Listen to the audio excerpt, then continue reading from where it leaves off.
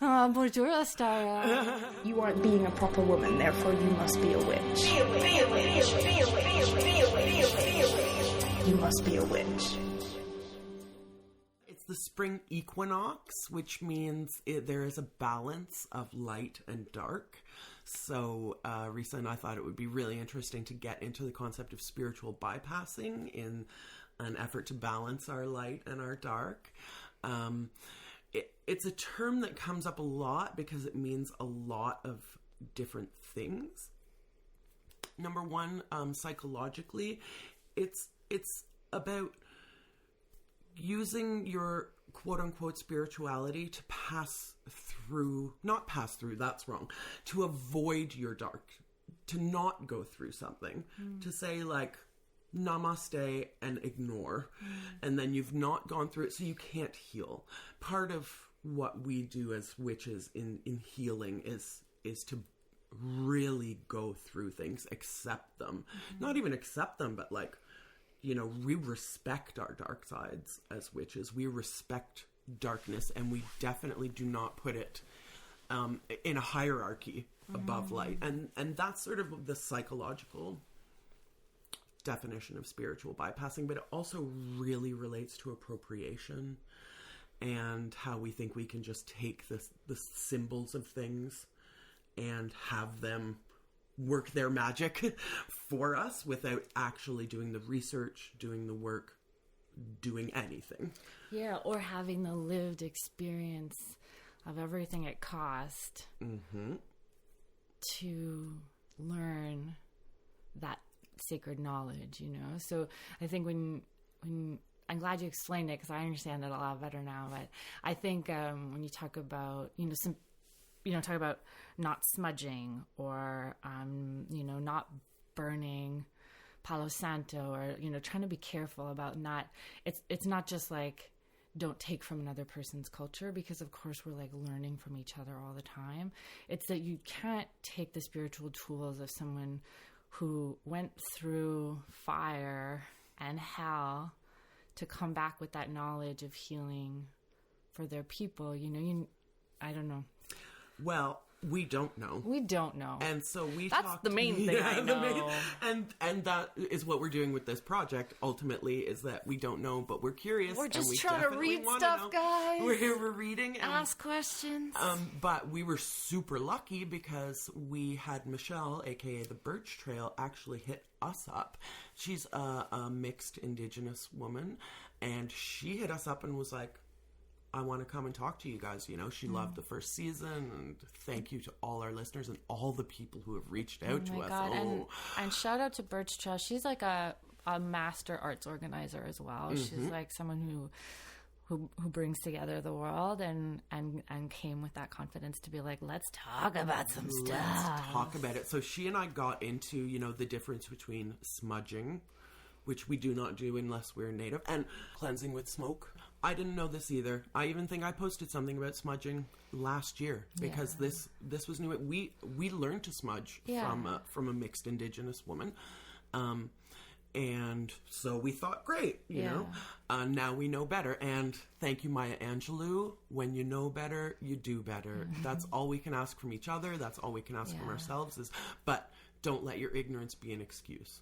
Learn, then know, then do better. We all make mistakes, and we're all in this learning thing together. Kurt Vonnegut quote? It's in Mother Night. It's something about like he could understand all the people that were missing cogs in their minds, because we all are, but he could never understand the people who had willfully filed down the pegs. That's it. I guess I do want to think about the original definition you gave us of spiritual bypassing. Or I just want to go back to that kernel and leave it with you guys, that sitting in the pain of something, like the pain of finding out you were wrong, the pain of shame or embarrassment, the pain of anxiety, which, hi, I'm a little bit postpartum. That sitting in it and sometimes resisting the urge that pushes in on us on all sides from our culture to skip it and get back to the happy and the positive and the proactive and the doer. but to really find ways to eat and marinate in and sweat in and stew in and thank and love and thank our pain and our shadow is the root of magic. So bypassing that shit just means you're stuck on the bypass forever until you get into it. I certainly believe that we learn more from our mistakes than we do from our successes. We learn more from being wrong than we do from being right. Yeah. So if you're like us and learning is kind of your ish, then get into being wrong and take responsibility for it. It ain't no crime. And guys, please keep telling us when we're wrong. Thank you. Oh, yeah. You know, that goes for us too, y'all. we need you and we love you. And yeah, just to circle back to the response from people on our Instagram, and can I just say it's just been so lovely. We're not big into numbers, you know, we're art people, we're not super numbers people, but one of the greatest things about the statistics page of our podcast is the map. We have had listeners from like something like 50 or 60 countries, which I still can't get my head around. Who are you? Hi. Please, write to us. Write to us, missingwitches@gmail.com. Tell us your stories. But people that have written us your stories know that we read them aloud to our loved ones and cry. We love them. When we don't know why we're doing this, we always get an email. And then we know why we're doing this. But yeah, all y'all out there, literally all across the world, my mind is blown that y'all are listening to this. So please let us know who you are. And if there are witches that you want to tell us about, please tell us. We want to buy your books. We want to receive your newsletter. We do buy your books. It's something that we really care about. We spend money on books. Tell us about your fucking badass witch aunt. Send me her biography. Yeah, or at very least, we will speak your badass aunt's name into the universe with love and honor and respect. Yeah. 1,000,000 times. So with honor and respect, here's my conversation with Michelle, the Birch Trail. We love you.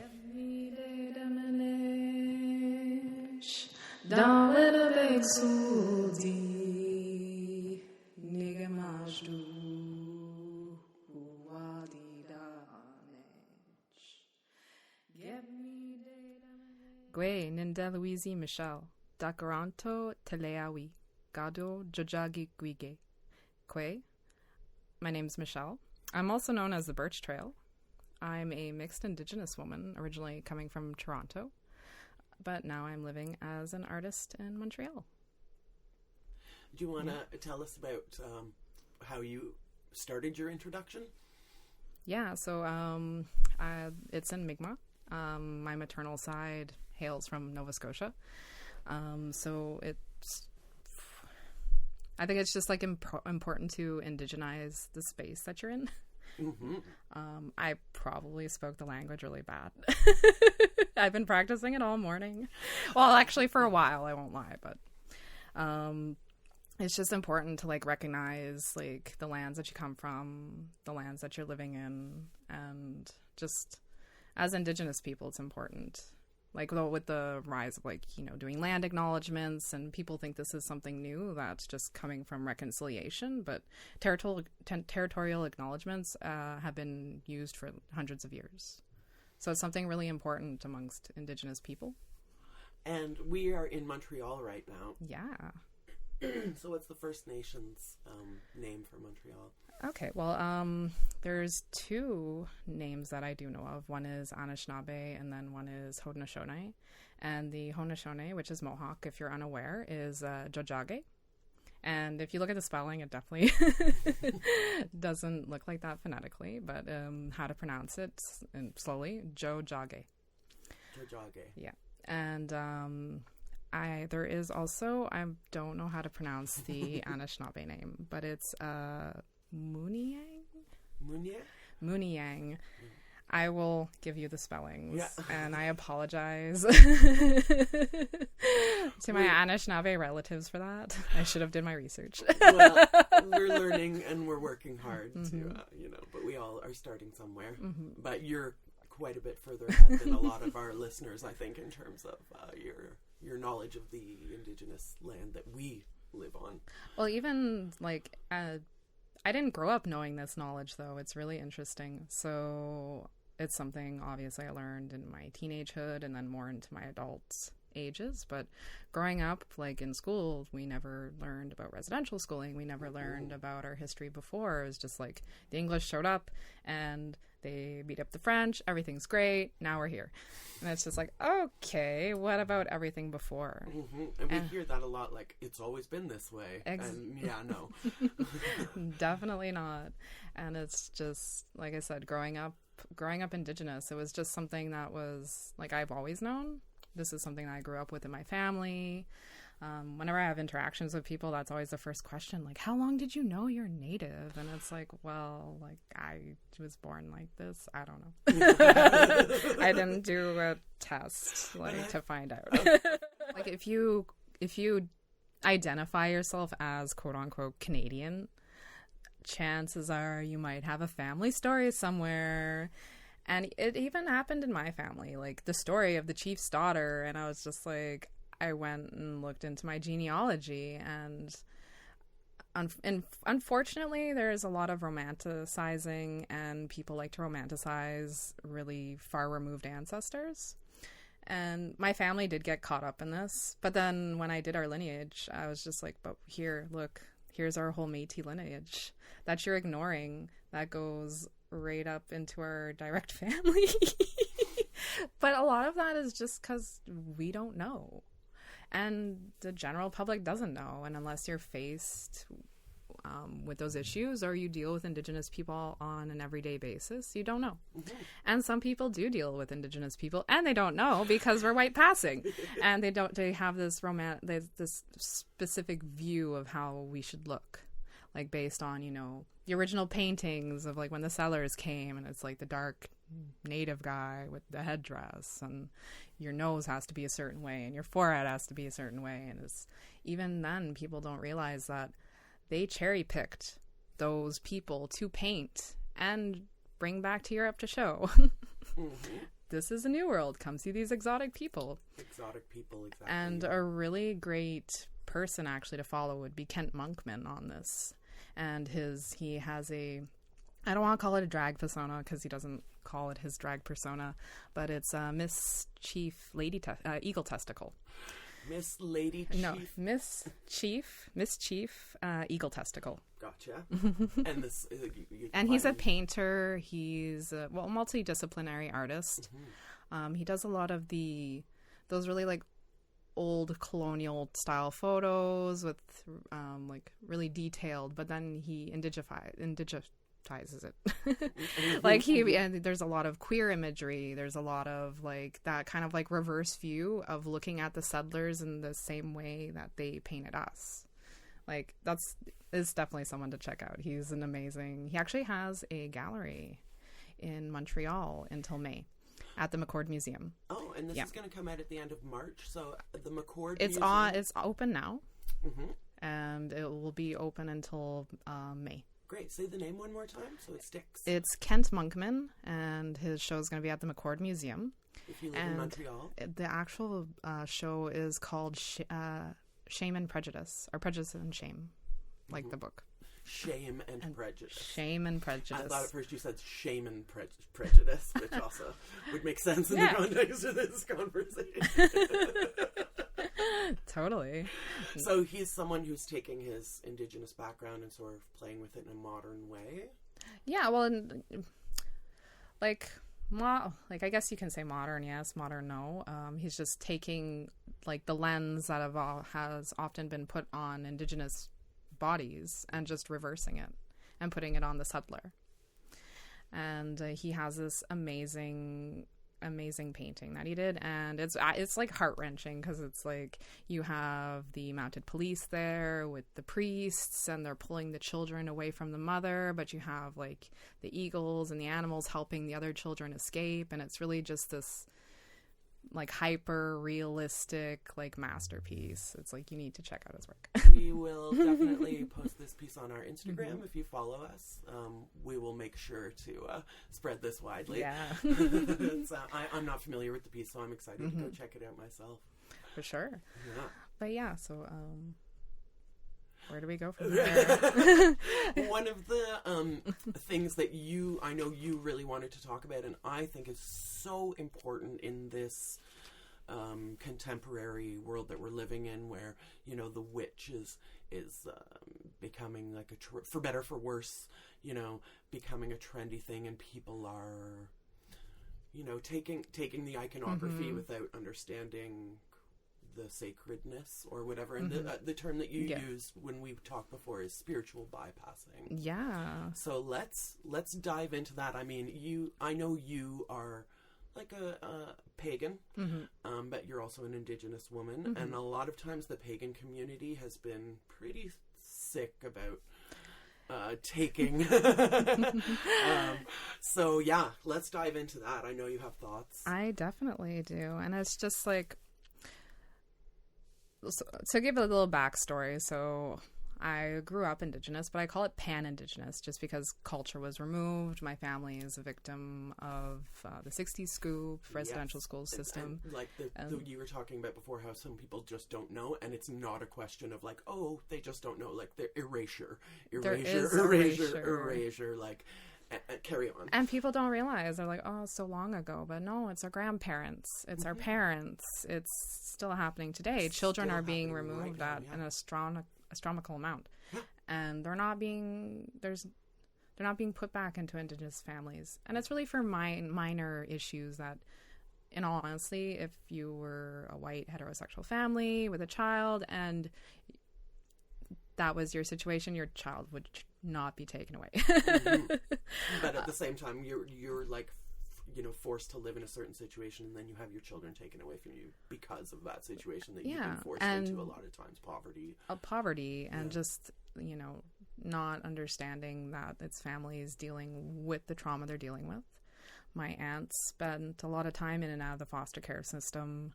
I do know them, though. Like, they are part of our family now. They weren't permanently removed, thankfully. But it was just like a lot of fear like that, and you see the trauma just kind of trickle down, and you see it in just mannerisms through your family, through your parents, and then even like myself, like my cupboard is stock full of cans just in case. You know, like my go-to comfort foods like Spam and Katie. But like I want to go there, but like insecurity, you're always like ready for I'm always prepared for the worst. And I lost my train of thought. We were talking about your backstory. So growing up, it's just, I grew up with, like I said, a pan-Indigenous teachings. We knew who we were, but we grew up in an urban center, so our connection to it was not very strong. You know, my parents were working 2 jobs to support us. My mom had me when she was 17. My parents are still together, which is amazing, but they worked their asses off to support us. So it's like, other than the odd summer powwow, there wasn't much of a strong connection there. And I really, really resonated with the paganism. And now I realize a lot of it's just like from blood memory and trying to make those connections, just because there's a lot of similarities. Connection to the earth being a major one. Exactly. Connection to the earth, connection with the animals. You know, you have the web of interconnectedness. And in Mi'kmaq language, that's like, you know, Msit Nokoma, which is like, we are all connected. Can you say that again, just for my ears? Msit Nokoma. But it's but and even in Wiccan, like the web of weird, like that whole web of interconnectedness. But growing up and learning more, then I realized, oh, it's just kind of been cherry picked from different ancestral teachings. And like, even when I listened to your guys' first podcast with Pixie Coleman, and it's just like, there is another prime example of spiritual people cherry picking and taking those teachings and stepping on the backs of minority to do so. But it was something that I connected to. Like, growing up, I was supported. My mom supported me. There was a Wiccan priestess who lived down the street from us, and she's just like, if you ever need, you can go talk to her. She bought me my first tarot deck. It's, yeah, so I've been generally supported. I've never been in the broom closet. And I just found that, like, navigating the pagan world when topics of genealogy come up, because people are curious, people are gonna always ask, and then they're gonna scrutinize when they're like, oh, but you don't look how I imagine you to look. And then just romanticizing things like, oh, like the whole wave in shamanism, and you have all these like white spiritual people calling themselves shamanistic healers, and it's just, if you're to actually find, you know, a medicine man, he's not going to go around calling himself a shaman. And Annie Lamarot, who was on season 1, said the same thing. You know, I was like, are you a shaman? And she was like, a shaman would never. If somebody says yes, then that terminology is just not really used either. Like, the terminology I know is as like a medicine woman or man, or a medicine person. And then, that person in the community exactly that people go to, yeah. And people, like, you won't find out that person, like you're not gonna be like, where's the shaman, bring me to the healer. Unless you are an outsider who's coming and looking for a quick easy fix that they can purchase, right? Well, yeah, but there's always that. There's always that, and that goes back to the spiritual bypassing. Like, so the actual definition of spiritual bypassing, and ironically, it was coined by an American guy in the 80s who is a Buddhist teacher. And it's the tendency to use spiritual ideas and practices to sidestep or avoid facing unresolved emotional issues, psychological wounds, and undevelopmental tasks. Unfinished developmental tasks. Yeah. Basically skipping going through the ugly stuff and just exactly saying, yeah. But a lot of this goes in hand with appropriation. A lot of it goes hand in hand with toxic positivity.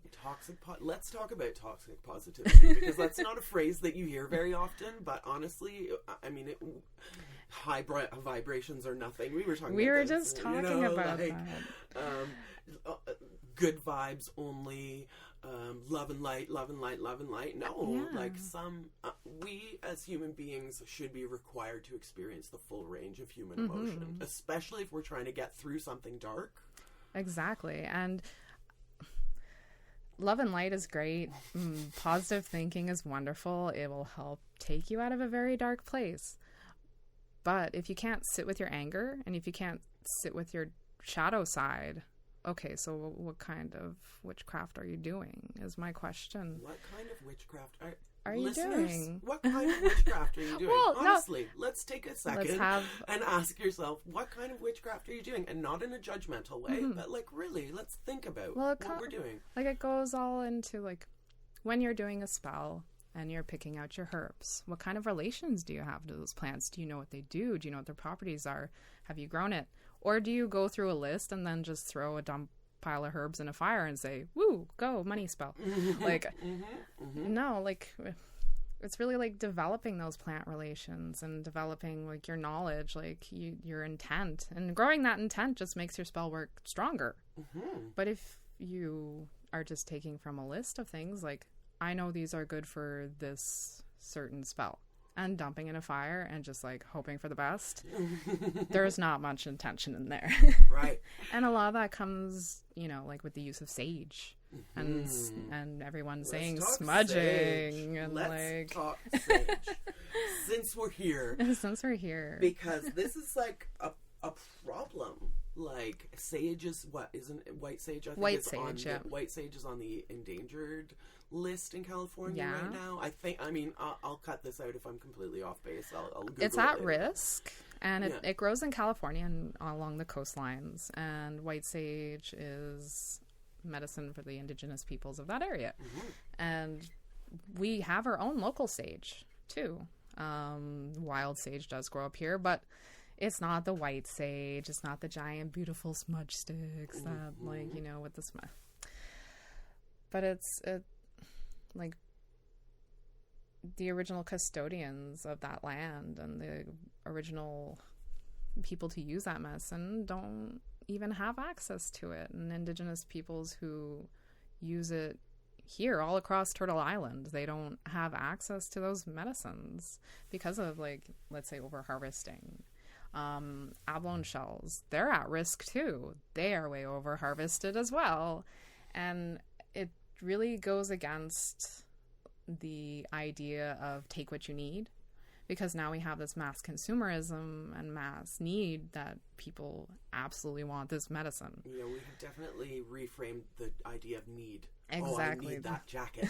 I need that white sage. And then you just, like, all I ask is, like, you try to think, what is your connection to that herb? What is your ancestral connection? And for me, my craft is a lot about ancestral connection. And that includes both my white side, my settler side, which is Irish Scots, and then, of course, my Indigenous side as well. And I find a lot of the appropriation and a lot of the cherry picking from Indigenous cultures is like a lack of knowledge. Like, I always ask, you always talk to a white person and they're just like, I'm 50 shades of mayonnaise and I'm like, I don't have any culture. And it's just like, well, no, you have so many beautiful cultures all across Europe that have unfortunately been trampled on by Christianity as well. That you have such beautiful ancestral teachings that you can go reclaim. And you know, a girlfriend of mine and I were talking once, and she was saying, like, you know, as a Canadian, that she doesn't have this, like, wonderful, and I was like, blueberry pancakes. Like, blueberry pancakes, her grandmother would make them, and they would pick the blueberries from the, you know, just because we don't see it as exotic doesn't mean that it's not beautiful and not part of your ancestry. Like, blueberry pancakes can be just as sacred as anything else. Of course. And you're posting about, like, that magical cooking, and it's just like cooking is such a huge part of that too. Like, that's how you feed yourself, and it's like going out and picking your medicine when you grow it is an amazing way to connect with those plants. It's an amazing way to not exploit. Like, yes, growing your own. I mean, you know, here at Missing Witches, we are very DIY. We support artisans, and we'll get into your art that you sell in a minute. But when you support artisans, but also if you can make it yourself or grow it yourself, that's the ideal as far as I'm concerned. And I wish, you know, I moved from an apartment to the woods, and I wish that I had known how easy it is to have plants. You know, and edible plants. You know, I had roommates who had a lot of ferns and whatever, and I was terrible at taking care of them. But, like, having something and pulling it out of the dirt and putting it into your mouth is one of the most amazing things. And it tastes so good. Tastes so good, and it's, like, spiritually fulfilling. You taste the happiness. You like, I planted this, I grew it, and now I'm eating it, and I'm just going to pull it straight out of that dirt and put it right into my mouth. And you can do that. You can do that. Yeah. Anybody can do that. And it doesn't mean you have to, you know, go to Walmart and get your white sage. Oh, no. I can... Luckily, we do have there are ethical sources to get sage. There's ways where if you really want to use sage, if you really connect with that plant, I'm not saying in all of this, I'm not saying don't have an appreciation for another culture. I'm just turn your appropriation into appreciation. Excuse me. Yeah, my sort of go-to phrasing is that appropriation to me is when someone takes something sacred and treats it as if it's not sacred. And that to me is the bottom line. You know, like, we'll probably get into this with many of our guests, but if you're a white Rastafari and that's like, you know, and it is sacred to you and you understand. Not just smoking a joint on your couch on weekends. With your Bob Marley, you know, legend. You don't have all his records, just that one compilation. And, you know, and so that's taking something sacred and rendering it unsacred. If you recognize the sacredness of what you're doing and part of what you're talking about, not just going and taking the easy road and going, okay, I'm going to just get some sage from whatever monstrous. And I'm going to read a couple, like, websites. Or like... not even. You know, I saw this post on Instagram and it looked great, so I thought. But part of treating something as sacred is to go and do your research and find it from someone that is also treating it as sacred. Exactly. Or just go straight to the source. Like we talk about... you know, bypassing and just wanting to learn quickly and not do the actual path. Like, I guess the best way that I know this is I'm on a Reiki path right now. I'm learning with the Tiohtià Holistic Center, and my Reiki master, her name's Jen. She's an amazing woman as well, and a crystal healer who does ethically source her crystals. Again, that's another thing, you know, just like if you think that you're going to get some good vibes from something that's been ripped from the earth by a person who was not getting paid to do this labor and then is shipped, you know, I feel like some of the good vibes are going to be lost in the process, right? It was definitely.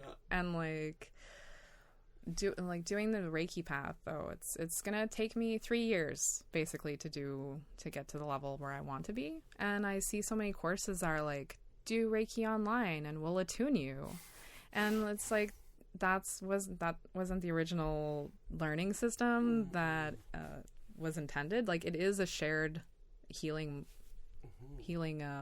modality. It is a shared healing modality, but it's a certain teacher-student path. You learn certain symbols, and then you do your case studies, and then you graduate into the next level, so you get more symbols, like so on and so forth. And then on the other side, you have spiritual bypassing, where it's like, you can do this course online, Google it, and you can find all the symbols. And it's not respecting that. It's not respecting that how it is supposed to be taught, how it was originally supposed to be taught, like the yogic path. Everyone calling themselves a yogi, meanwhile they don't really know what the actual definition of a yogi is. And they've never heard of Ayurveda. Exactly. And, you know, that kind of thing, And it's just, like, we talk a lot about like appropriation in that sense, and it's like, my question is like, if you are interested in these things, why wouldn't you seek out teachers with that ancestral teaching, with that? And a lot of the marginalized community we talk about, like, rather than just sharing these posts, let's see some reparations. This is a wonderful way to do it. Seek out an Indian yoga teacher. Seek out an Indigenous person if you wish to experience smudging, anything like that. But just keep in mind that you're a guest and you're not there to change. You're there to listen. But and you're certainly not there to pick up a skill in an hour that you can go and sell for trade. Exactly. And you also have to understand too, like, especially within the Indigenous community, and people don't realize that ceremonies were banned up until the 50s. And people don't understand that within that terminology, that also includes making crafts. That also includes making any native crafts, anything like that. All of that was banned up until the 50s. And again, this is an important thing for settlers, for white people to understand, is that if you're casually doing something that someone of a different ethnicity was killed for doing in public, and you're not treating it with that kind of gravitas, then I see that as a problem again. And just like, I do know people that have come up to me and just as a means of trying to like relate, like, I grew up as a hippie near like a reserve and I got to experience the ceremonies and so on and so forth. And it's like, you don't realize that like Indigenous people are barred access to their ceremonies. Some of them are like our two-spirit, our trans, non-binary folk, urban natives. There are people that have been removed, people through the foster care system. There are different bars that we don't have access even up until this day. Some people have never gone to their ceremony, or they don't feel welcome. And it's because of all this like trauma and this hurt and understanding that. So when you have someone who, I guess, is bypassing, and I went to the ceremony, I got my XYZ native name, it's hurtful. It's hurtful. And it will always bring up that trauma that it's like not even I had access to it. So So that's why be mindful when you turn appropriation into appreciation. Just being like, well, then again, if you're turning appropriation into appreciation, I think you would already know these things. Yeah. And I have a rule. Like, when you don't know, you don't know. There's no harm. And we live in like a very calling out, society right now, especially online. Yes. And I don't necessarily agree with it all the time. It's always best to call in before you call out. Ooh, say that again for the people in the back. To call in before you call out. Yeah. And I have a really, really sad story about that. Well, let's hear it. But so it has nothing to do with witchcraft. That's fine. It was this poor it was an animal, quote unquote, animal abuse story. It ended up getting published in one of our local papers. I believe it was CBC. And a dog died in a car. And no context, no anything. This guy, the owner of the dog, in the end ended up committing suicide. And people were harassing him. They were calling him out online, but they didn't realize he was an alcoholic. He had a lot of depression problems, or he suffered from depression. And that he actually sent his dog to someone to be watched for the day because he knew he was out of it. That person figured he would find the dog in the car, which he never did until a few days later. So now you have both of them that have now passed on, and what was achieved? What was really achieved there? And you have, in the example, there are a few stores on Instagram, anywhere, that are appropriating, and they don't. Some of them don't realize it. Some of them are just like, the dream catcher is really pretty. Here's a pretty design, and that's where you call in. You send it a private message. Hey, I'm so and so from such and such nation. Do you realize that this is hurtful and this, you're appropriating? And then that puts it in their court. If they're just going to block you and be like that, like certain spiritual, that Instagram account, if you want to, I don't know, that Audrey Kitchen, the girl. I don't know if the listeners follow her, but let's just say there are lots of examples of this, and this one in particular, where this woman was calling herself like an energy healer and was just buying her stuff from AliExpress and then reselling it as a handmade item. Exactly. And this is just one example of a lot of. And you have people accusing you of something, and then you go run and hide, and you block them, and you don't answer to it. So in that point in time, is appropriate to call out. Yeah. That's when you call out, because that person is avoiding. Yeah. But we ideally will leave room open to make a mistake. I would love to make Missing Witches if we're creating a space here, a space where you can make an honest mistake, where you can ask an honest question that might be scary to ask, but if you're coming at it respectfully and you can tell the difference, and you give this person the opportunity, hey, I'm from this nation, and I don't know if you know this, but this, and then they block you, or which they does say, happen often. I took a one-day online course, and so then you can say, okay, you don't get it, now you're canceled. Exactly. But I prefer to give people the opportunity, because sometimes they don't know. And you want to know what chances are, if you are a witch identifying person, you have appropriated and you have bypassed at some point in time. We all have. I have. I was a preteen. I didn't know what I was doing. Like,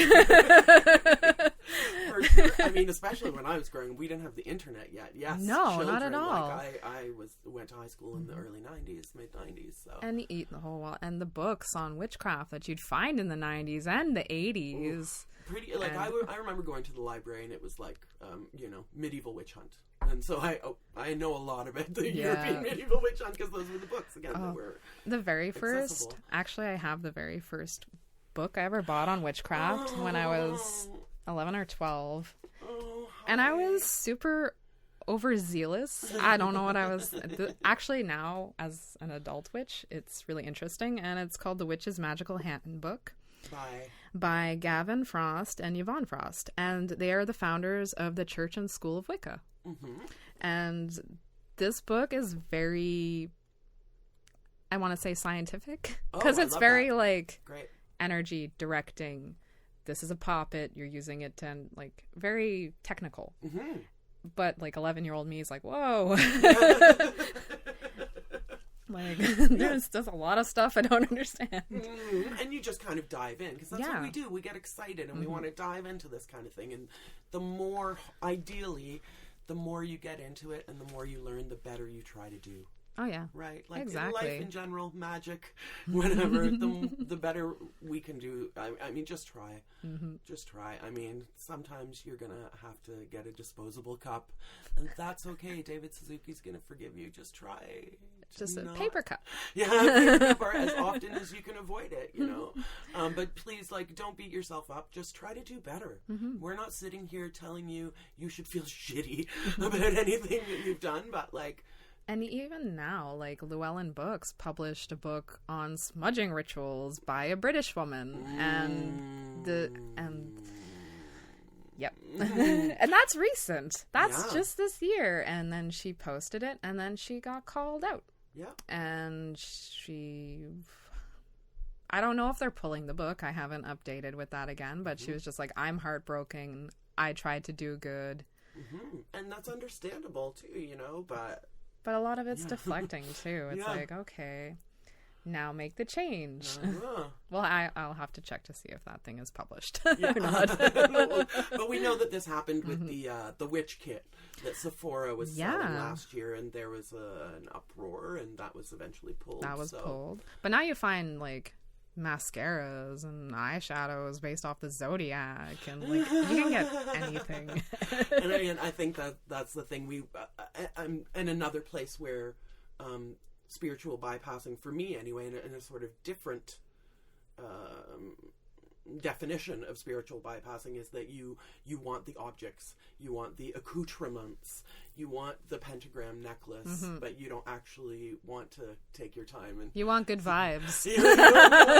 And there's another term called virtue signaling. Yes. You want everyone to know that you're cool and you're spiritual and you're this and you're that, so you get your little moon phase t-shirt or whatever it is, and then everybody knows how cool and you know, magical you are, but you don't actually spend any time with the moon. No. I mean, I don't know.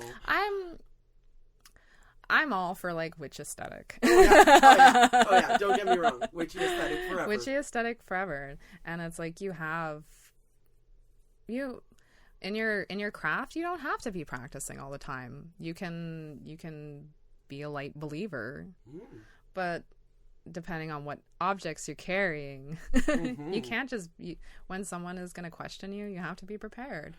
Like, and this is the thing that I think is at the root of the root of the root, is that a lot of people, when they are questioned, get defensive, or again, they'll block you, and that's why calling in comes in. And rather than going out and attacking, like, you did this, you don't know what you're doing, you're crazy, like, that's accusing. Of course someone is going to go hide away, like, oh, I'm being attacked by some person online or in person or wherever you are. And that is a normal human reaction to someone coming at you. And again, sometimes this call-out culture is not what we're talking about, where you say, hey, you know, maybe you made a mistake here, but it's like, you should go kill yourself, for example, which is not something that anybody needs to respond to. And if somebody is coming at you abusively, obviously, block away. That is not the same as you know, it's not the same as bypassing, as far as I'm concerned. If someone is being abusive to you, then to just... There was a good example of that with a shop called the Spunky Squaw. And Squaw is a derogatory name. And this woman in the States had a shop, and she was appropriating a bunch of stuff off the Navajo Nation. She was using a lot of their imagery, and people tried to call her in. And then we got blocked. And And then people tried to call her out. And then her followers started coming and just shooting the most ignorant stuff. And then the death threats. And it's just like, it is intense. It is intense. Fast forward to a few months later, and I'm pretty sure I know that there is a potential lawsuit at some point. She changed the name in the end. But no, nothing was learned.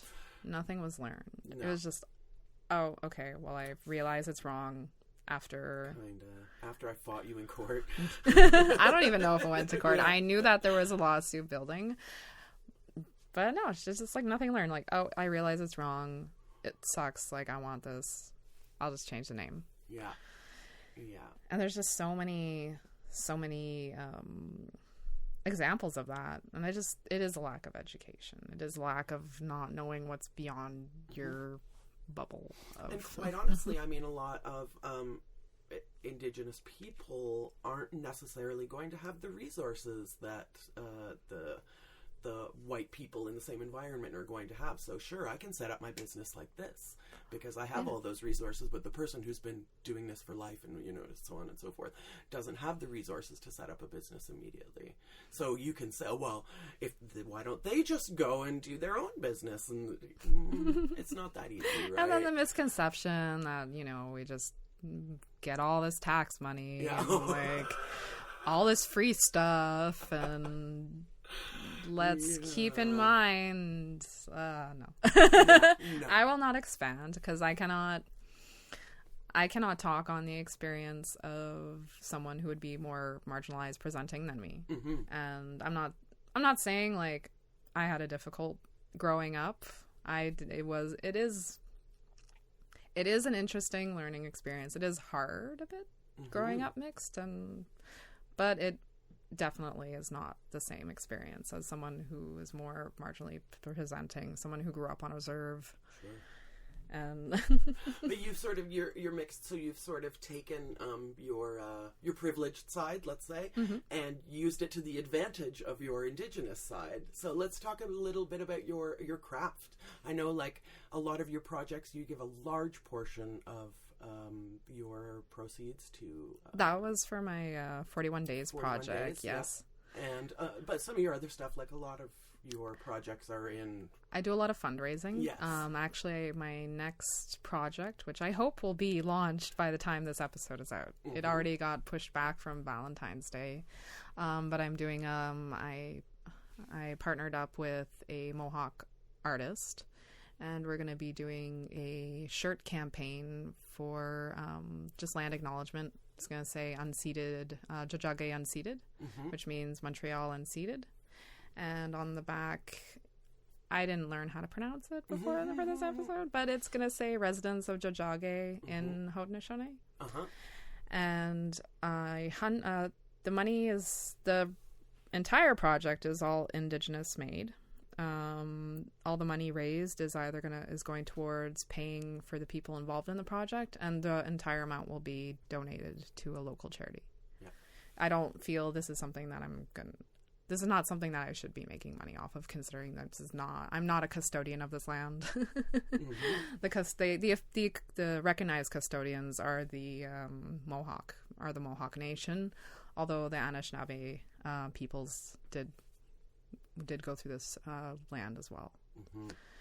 So that's actually a campaign that I'm coming out with. My previous campaign, 41 Days of Healing, was just like a combination of all of my artistic disciplines. It was a portrait series. I made one necklace a day over 41 days as a pilgrimage. So everything was done in ceremony. Yeah, it's like a very ceremonial, religious, like, process for each one of the pieces. Exactly. And each one is it is inspired off of deconstructed medicine bags. So it's just like a different way of wearing your medicine.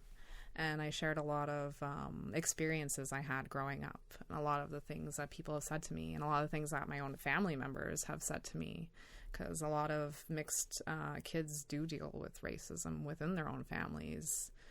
and just like that kind of like lateral violence is that's why I say it's like it's very interesting growing up mixed. Like my maternal side and my paternal side come from two very different worlds. And the combining of the two is, you get a lot of prejudice like within your own family. That's like what I'm trying to say. In the actual project, like I guess like I shared a conversation that I had with one of my direct family, not direct because direct to your mom and dad. Like I consider them like a family member. A family member. A non-distant family member. A non-distant family member. Someone who was close around me. And she's just looking at me like, you got dirt on you. And I'm like, I don't have dirt on me. Like, this is what happens when I go outside in the summer. And it's just the comments like, oh, if you tan too much, you're going to look like your mother. And it's just like, whoa. Keep her out of the sun so her skin doesn't darken like up that too kind much. of like that kind of like preconception that, you know, light is beautiful. Why, like, you know, dark hair isn't beautiful, and like a lot of these like polarized opinions just kind of like pull you all over the place, and it pulls you in different political spectrums and different like. It's very confusing. Yeah. Identity is confusing for everybody, but some people have a little easier time because things are more clear. Yeah.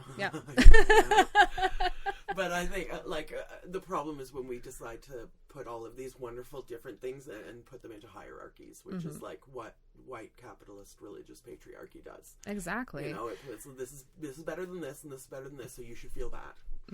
And I've grown up in conservative circles. When I was a young teen, and just like that's where it brings me to today, and just like understanding where that privilege lies and using the privilege that I have to try to lift up and showcase those who have been marginalized within my own family, in everywhere. But specifically related to your own ancestry. Exactly. Specifically related to my own ancestry. And this is something I really stepped into my 20s, and I really felt alone. Like, I heard someone tell me that their grandmother referred to mixed kids as ghost walkers because we can walk between both worlds, but we don't really belong to both worlds. We don't really stay in both worlds. Like, a lot of us feel isolated, and despite having access to both places, it's like an isolated access to both places. And then just like this whole world opened up, like, and especially, you know, presenting my work more publicly as well. I'm just finding all these other great makers who are also mixed, and just a lot of it is the same stories, and we've all been through the same things, and we all hear the same things, and then you become not so alone. Not so alone is good. So I really like blend a lot of that into my work. A lot of my work is my artistic endeavors, which is something that I've been doing forever. The Birch Trail, which is what I do now, was really inspired off of, I would save fallen leaves and I put them in wax. Or I would just draw on birch bark and keep those. And like when you see the leaves trapped in the ice, that's when I connected the two, because I used to be an illustrator and a painter, and I would use resin to coat my paintings with and make copies and make it into jewelry and stuff. And then it dawned, like, I can combine the two. This is amazing. So it's just a different way to like carry your medicine with you. It's just bringing it in, like, I don't want to say contemporary, and I hate this whole like traditional versus like what's like new native art. It's like, if it's made by a native person, it is native art. So, since we're on the subject, yes, do you think that if that woman had titled her book "Cleansing with Smoke," that it would have made a difference. Just cleansing rituals would have been different. Sure. Because smudging is a very specific ceremony. And the word smudge just has been appropriated and taken to, okay, I burn this thing, and then now the energy is clear in my house. When really you're cleansing. And you want to know what? Growing up and reading a lot of the old like witch books and that kind of stuff, I didn't see smudging that often. This is something that's like really come out recently, at least in my awareness. And it's just like really defining the two. Like cleansing, you're cleansing something, you're cleaning it of its energy, you're cleaning a space. And we could do that with water or moonlight or smoke or wind.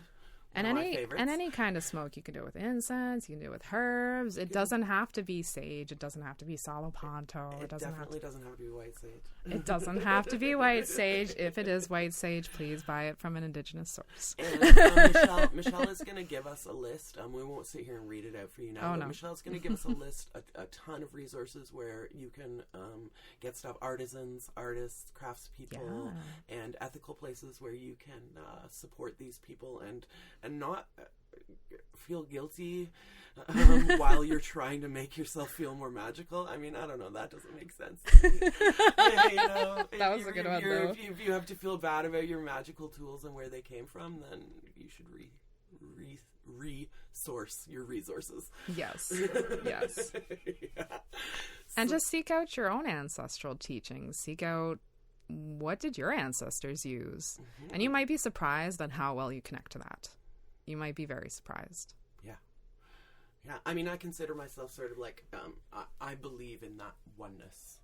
So to me, I mean, and there will be people who would disagree with me, but to me, like Elegba and Hecata, they're both keepers of the crossroads. To me, there's not that much difference because I in the great oneness of everything. Well, no, they're archetypes for a reason. Yeah. And I don't think that the great oneness sees much difference between your skin color or your genitals or where you were born. Or, no. The great consciousness doesn't see us that way. So I strive to do that. But again, you have to be practical. We live in the world. We don't live in like well, I mean, we live in a spiritual realm. Okay, we do, but not exclusively, right? So we have to be practical. We have to think about where our tools are coming from if we want them to be successful, right? Yeah, especially with mass consumerism, especially with like this huge rise of capitalism. And, we're not going to get rid of it tomorrow. It's not just going to all crumble down. Like, I realize that if any of our listeners have any tips on how we can tumble capitalism in one day, one online course, how to tumble capitalism, I've got a studio we can plan in. So we'll work together to do this. So again, like, do you have any last thoughts before we wrap it up? We've covered a lot of ground here, and it's more vast and ancient than either of us. I know. I feel like we could not cover everything. No, we've only scratched the surface because there is a universe of magic. Just to bring it back to the spiritual bypassing, because a lot of people are looking for fast, quick ways to reach the fifth dimension, or if you believe in that, like, let's I believe in the disco act, the fifth dimension. They're amazing. I love a disco. Just like a guru should empower you to find your own inner guru, and a healer should empower you to do your own healing. And they shouldn't be looking to be idolized. They should not be put up on a pedestal, and don't just go to one teaching. You got to do the groundwork. You got to like be committed. It's not like McDonald's crystal healer. I'm not going to say her name again. I mean, if you think of it as therapy, you're not going to go to one therapy session and have of course not. Baggage unpacked and fixed. Like, it doesn't work like that. Different therapists are going to help out with different things, and you got to find what fits you. But you also have to be willing to do the work, and you also have to be willing to answer those questions that you might get when you go around saying, I'm a shaman. And listen, kids, if your belief system doesn't hold up to being challenged, then you need to challenge your belief system even more. You should want people to challenge you, because that's only going to strengthen your resolve if you are in a position where you have to defend your beliefs. It's only going to strengthen you unless somebody asks you a question and it all falls apart. Yeah, and especially then you should be hoping that somebody asks you that question. Yeah. And it's not just like all good vibes, and this toxic positivity often ignores marginalized bodies. Yes. And it's just like saying, you thought it? Those are your vibes. You totally attracted it. And I'm like, yes, Indigenous people attracted genocide. Yeah. Definitely, sure. definitely. Their vibes weren't high frequency. I was not on 5D.